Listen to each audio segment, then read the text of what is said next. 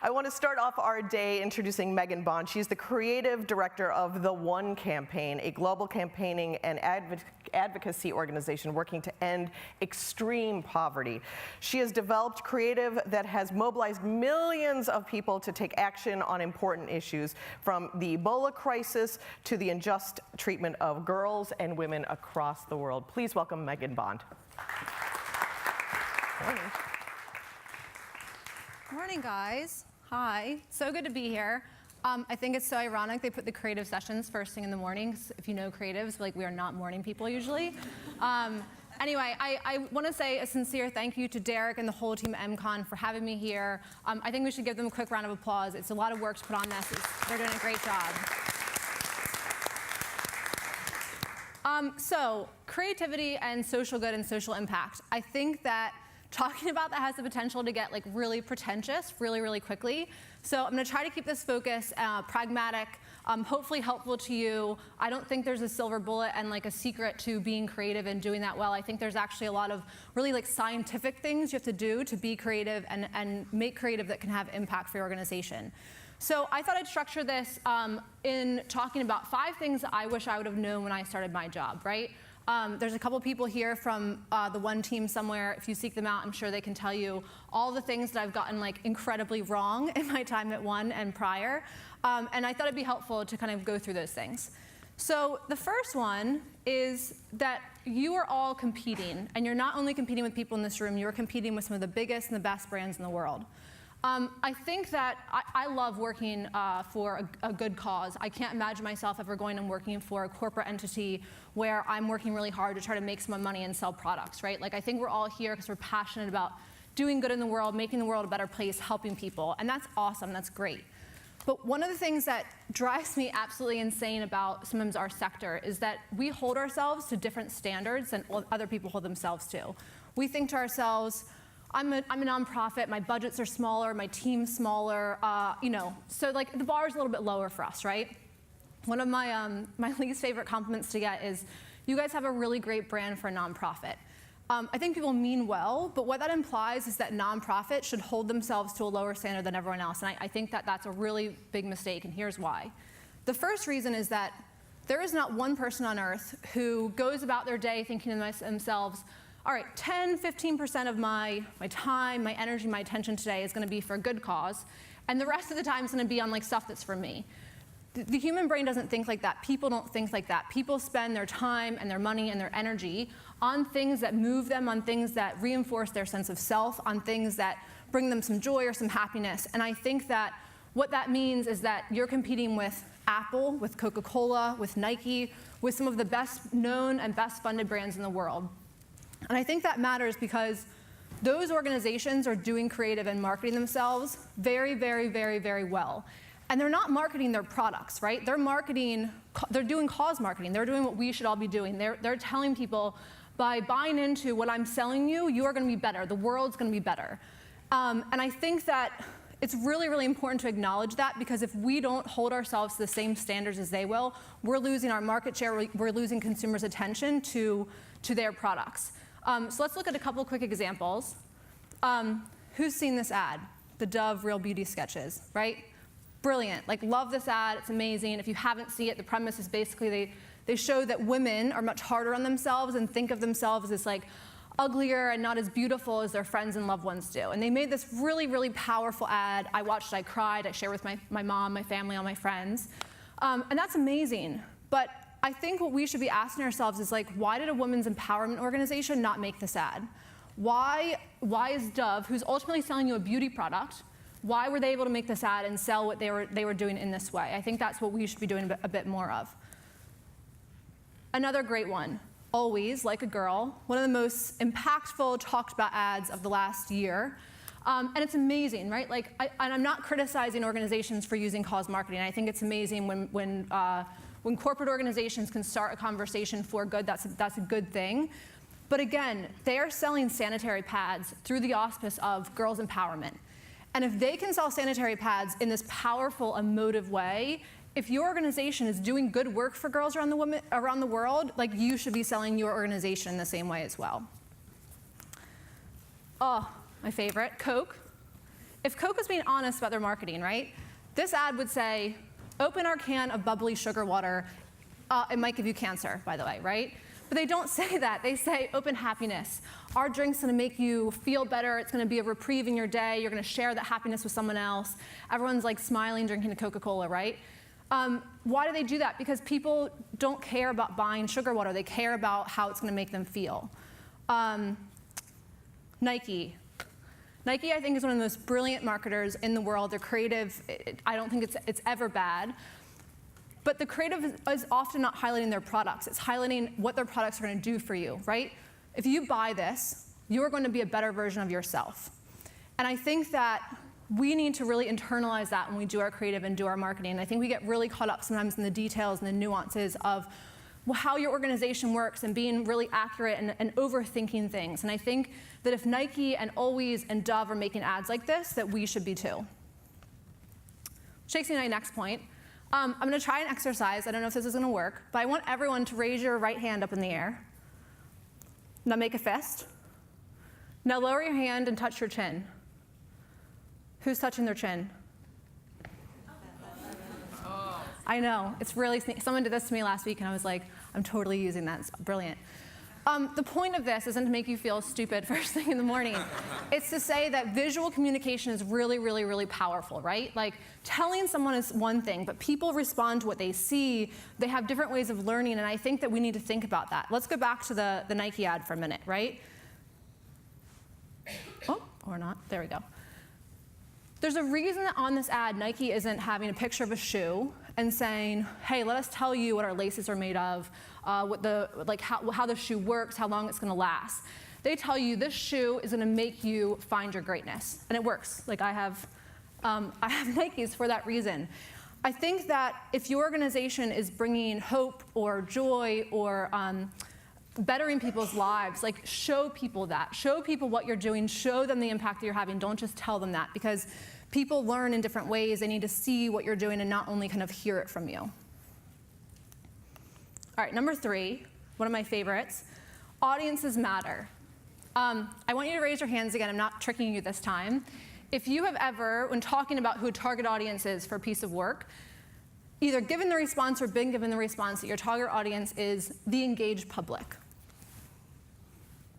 Okay, a few people. I think that, I hate that term, and here's why. I'm a member of the engaged public. My sister's a member of the engaged public. My mom is, my dad is, my niece is, my cousin is. We're all very different people with different interests, with different things that drive us. And I think that social impact organizations have to be much more specific and thoughtful about who we're trying to reach. It's real, like we always want to reach as many people as we can, right? But we have to start somewhere, or we're starting nowhere. And once you kind of know who you're trying to reach, thinking about insights that you know about them. What do they read? Who do they listen to? What articles have they shared on Facebook recently? What annoys them? Where do they shop? What music do they listen to? All that kind of stuff is really important because it will help you make creative that targets them more effectively. One of my favorite examples of this is the Old Spice ad, "The Man Your Man Could Smell Like," right? So it's, again, one of the most popular ads of all time. Their sales have skyrocketed since this ad. But my favorite thing about it actually is that they made this ad with a very specific audience in mind. They made this ad for women who buy their boyfriends and husbands deodorant. Like, that's who they were talking to when they made this ad. And that's really, really interesting, right? Because their target audience is not even the person that uses their product. But having insights about who that audience was, what they're thinking when they're buying that deodorant, allowed them to make a piece of creative that has stuck with people and we talked about at conferences like this probably for the rest of the time. Next one, your audience, once you know who they are not stupid. I think that all of us who work on good causes, right? We've spent hours like reading policy papers and understanding the nuance of like all the different complexities of the issues that you work on. You know, the acronyms, you could hold your own in a group of experts, and that's awesome, like that's important. I'm not discrediting that. We should all do that. If you work for a cause, you should have a really detailed understanding of what that cause is. But you shouldn't assume that your audience has to. I think if the bar for entry on a piece of creative that you make is that your audience has a semi-expert understanding of your issue, you're gonna fail. And I think that that seems hard to grasp, right? We want to explain how complicated topics are, but again, that's not how people think. That's not how they operate. If you walked into your doctor's office and your doctor said you have this disease, and you said, well, what does that mean? Like, can you explain it to me? And your doctor like rolled their eyes at you. You'd be like, dude, fuck off. Like, what do you mean? What? Like, I'm not a doctor. And I think that unfortunately sometimes that's how we treat our audiences, right? If you care about this, then you should know everything about that, and that's just not true. Does anyone here read Vox Media? It's one of my favorite news websites. I heard Matt Iglesias say once that they started Vox with one idea in mind, which is that their audience is not stupid, but they're busy. So their audience are doctors and teachers and lawyers and people who have the ability to understand really complex and nuanced situations, but they don't have the time to read about it for hours and hours a week, right? They want to understand the refugee crisis in 2 minutes, not in 2 days. And so that's what they do. They simplify things and they don't stupefy them. And I think we have to learn to do the same thing when we're marketing and making creative for good causes. The last one is something that former CEO of One had on the blackboard in his office for a really long time, which is, if you don't like change, you're going to like irrelevance even less. Cheesy quotes, you can hate them or love them, but I think that this is so true in all parts of life, but I think it's especially true when it applies to creative. Everything I've told you on stage tonight or today might be irrelevant next month, next year. Things change, they change quickly. Like, that is just an inevitability of life. And I think that everyone in this room right now, you're young and you're hip and you know all the latest and greatest platforms and tools and technologies, but I promise you that there will be a day when you are working that something comes along that you don't understand. Like, you don't get it. When Snapchat came along, I was like, what in the hell does anyone want their content to disappear after 10 seconds? This is like the dumbest thing I've ever heard. This is never going to be successful. And I kind of like rolled my eyes about it for a while. I'm like, oh my God, these kids. Gordon runs our Snapchat channel. I'm like, Gordon and Snapchat, this is just an experiment in like an idiocracy, right? And it's not. Like, I was completely wrong about that. And I think that there's a really natural instinct to, when you don't understand something, and be like, well, that's stupid. Like, I don't get it, and so it must not be important. I think that it's a scary feeling when you are in charge of something and something comes along that everyone keeps saying, this is really important, and you're like, well, shit, I don't know how to use this. Like, I don't know what to do about it. And I think I'd encourage all of you to not give in to that instinct, to acknowledge when you don't get something. Just because you don't get it doesn't mean it's not important. Hire people who understand it, talk to people who understand it, try to learn about it, and don't pretend you understand it if you don't, but just acknowledge that you don't have to be an expert in everything. Things are going to come along, new things are going to come along, and you have to kind of embrace that. If you fight that tide, like, you'll drown. So I'm going to leave you with one of my favorite images, which someone posted in response to all this critiques of, like, millennials using their phones all the time. This is like the downfall of civilization. Society is ruined. Like, this is awful. The worst generation ever, right? All this technology is making us stupid. This is a picture of a subway from like the 1940s, and everyone was doing the same thing. They were just doing it with the platform at the time, which is newspapers. And I think that this is really important to think about. Like, it's so easy to criticize the next thing that comes along, and we should actually be embracing that and understanding that change happens for a purpose. It's really natural, it's evolution, so embrace that and don't change it. So that is it. That's certainly not an exhaustive list. If you find my colleagues at the One campaign, they'll be glad, I'm sure, to tell you about all the other things I've gotten wrong in my time at One. But I think that these are a few key things, and I think that if we all started doing them and being more thoughtful about them, we would be able to make social impact on a much larger scale. Thank you so much. That's it.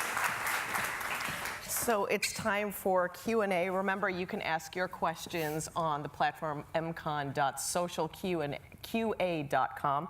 I have loads of questions coming in. I do want to make sure everybody knows that you just got off a plane from Kenya, right? I did, last night. Yeah, so it's my afternoon, which is helpful for me this morning. That's great. So you covered so many great things. One, which you ended, which I loved, was there's going to be a time where you're going to think, kids, get off my lawn, which is going to come, and you shouldn't be afraid of young people with skills. But other than just embracing it, how do you keep your mind open and still retain that great barometer of this is a platform that's going to work and this is not? How do you really manage that? I think it's a really good question. I think that it's really tough, right? Especially when it's not just like one new platform pops up and another one goes away. Now there's like 2 platforms to deal with instead of 1, and then 3 instead of 2, and so on and so forth.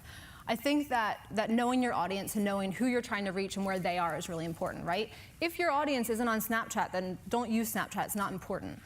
If they're on, or if Instagram they can't take action through, then like maybe that's a platform that's deprioritized for you.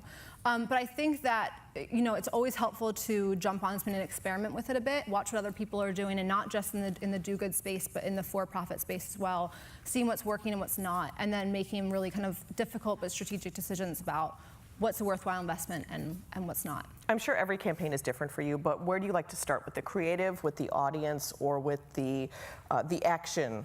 Where do you like to start first? I think you have to start from the audience, right? Because I think if you don't, like, there are infinite possibilities of what you'd be doing. I think understanding who you're trying to reach and then kind of where they are is really, really important. And then I think the action is the second most important thing, right? So what do you want that person to do, see, feel, think after they've watched your creative or experienced it? Great. Let's go to the questions from social Q&A. You show examples of corporate campaigns. What are examples of your favorite nonprofit campaign? Good question. So I think that one of the best pieces of creative made by a nonprofit recently is Save the Children's 1 second a day ad. It's a bit cliche to say now, but I think it's just incredibly powerful. They showed they didn't tell, but they also tapped into like a trend that was happening of people saying, here's my second a day video, and they used that in a really, really powerful way. And you didn't have to understand anything about Syria, you didn't have to understand the complexities of being a refugee, you just had to say, if that were me, like that would really, really suck. And I think it was really, really powerful. How do you think folks who are seeing that, and then you've got your boss who's like, make it go viral, or they're like, give me that same thing. Yeah. How would you respond when the head honcho comes down and says, they did an amazing job, let's copy it and have the same results? Right, like the ice bucket challenge of it. Like, yes. What's our ice bucket challenge? Yeah. I hate that question. We actually, we spoke to an agency in New York recently who said to us, they were really point blank, they're like, nothing goes viral anymore. Everyone pays for something to go viral, unless you're like a kid in a house and your mom with Chewbacca mask. Like you can't, there's no science, There's no science to that. And so I think— And there never was. Right, exactly. So I think the first thing is getting your team and people who maybe aren't creative or don't have that understanding in the organization to grasp that, because I think if you don't, you're not even on the same page, you're in different books. And I think having those conversations and sharing those insights is really, really helpful. And really important. Should they be in on the creative process, or does that then become designed by committee? I think that it depends. I think that there is no, anyone can be creative, right? Just because you don't have a title, anyone can be. Just because you don't work in a creative field doesn't mean you're not creative. I think that what we try to do, not always successfully, is involve people in the process, but not necessarily like part of the brainstorm, right? Like I think that can be a dangerous thing. I think you get 20 people in a room and people are shooting down ideas, there's a lot of groupthink, it's really negative. But I do think acknowledging that other people in your organization or not in your organization that you're working with have insights that you don't, right? So here's an example. I'm right now working on sorry, my hair. Our team in London have UK party conferences coming up at the end of this year. They are making this for a very specific audience. It's like kind of influencers, government officials, et cetera. They know their audience much better than I do, right? Like I have no understanding of what moves those people, what do they care about, what do they not like. So I think using them and bringing them in to ask them questions about what they like, what they not like is really, really helpful, and then use those insights to come up with a couple creative ideas that you can bring back to them. Great. How do you balance thinking like a marketer with for a nonprofit without appearing too corporate? How crucial is authenticity? I feel like those are two different questions too. Like we know the answer to how important is it to be authentic, very. Yeah, I mean, look, I think it's important for everyone to be authentic, and I think that the thing that everyone here has going for them that Coca-Cola might not is that you're actually doing good, like you're actually bringing happiness. And so I think that sometimes we try too hard to be authentic instead of just like acknowledging that like this is actually what you're doing, and like not overstressing that and overthinking that is really helpful. What was the first part of the question? They have actually taken it away from me. Okay. So how do you stop from being so corporate marketing minded in a nonprofit atmosphere? I think that we all should be more corporate marketing minded. I think that we sometimes treat marketing and creative like dirty words because we're doing something for good, and I think that we need to stop doing that. I think that you should be selling your cause as hard as Coca-Cola is trying to sell cancered sugar water, because they're doing really well at it. Like anywhere on earth that you go, there's Coca-Cola. I was just in a really remote village. They don't have electricity, they don't have vaccinations. They have Coca-Cola in that village. Like, why is that? And I think that it's not criticizing Coke. Coke's like, that's awesome. But like, if we took a page out of their books, then maybe the social impact we're trying to reach would also be in every village in the furthest corner of Earth. How do you figure out who your audience is? Good question. I think you have to, it depends on what the action is, right? I think that you have to, sometimes it's easier to say who your audience isn't than who they are. I think that is helpful to kind of do a process of elimination sometimes. I think the other mistake that I've certainly made here, and I think it's easy to do, is assuming that your audience is just like you. So I think trying to like think outside of who you watch and what you listen to is really helpful and important.